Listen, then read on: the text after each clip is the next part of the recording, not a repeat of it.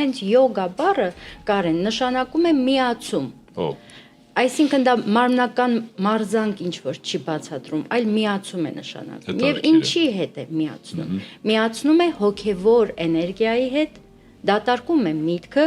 եւ արդյունքում բացում է 5-րդ գիտակցությունը մարդու, որը բացատրվում է այսպես. դու ինքդ ես դառնում այդ բարձրագույն էներգիան, աստվածությունը, որ կարող ես քո մեջ բերել խաղաղությունը, ազատությունը, հոգու մաքրությունը, այն ինչը որ քեզ պետք է։ Եվ ինչ մեթոդներով են դա անում։ Դա անում են մեդիտացիայի միջոցով, այսինքն շնչառական վարժություններ, ինչ որ մի կետի վրա կենտրոնանալ, միտքը դատարկել որևէ մտքից եւ ընդհակառակը մտածել արդեն տրված կոնկրետ նախադասությունների կամ հնչյունների, որոնք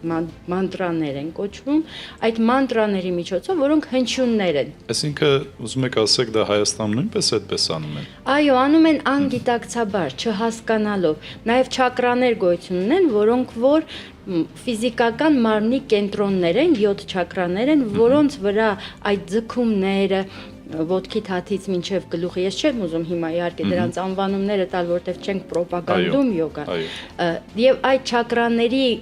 վրա հենց հիմնված մանտրաներով եւ մեդիտացիայով բերում են այդ հոգեվոր բաց դաշտը, որտեղ Աստծուն չեն հանդիպում։ Մարդը գնում է յոգայի ինչի պատճառով, որովհետեւ խաղաղություն է ձգտում, որովհետեւ բժշկություն է ուզում իր մարմնի համար։ Կարծում եմ մենք որպես քրիստոնյաներ պետք է հենց այդ հույսը խոսենք, այդ աղբյուրը ցույց տանք մարդկանց,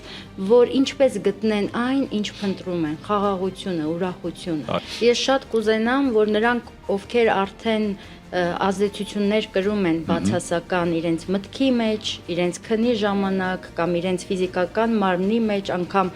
բացահայտ արթուն ժամանակ տեսարաններ են տեսնում բացասական, չփակվեն, չմնան այդ դիրքի մեջ։ Այդ վիճակը լուծում ունի, ելք ունի։ Գտեք ձեր շուրջը գտնվող հոգևոր հասուն մեկին, որևէ մեկին, ով հայտնի է ձեզ որպես հոգևոր մարդ, հովիվ կլինի, քահանա կլինի, որևէ մեկը, ով կկարողանա քրիստոնեական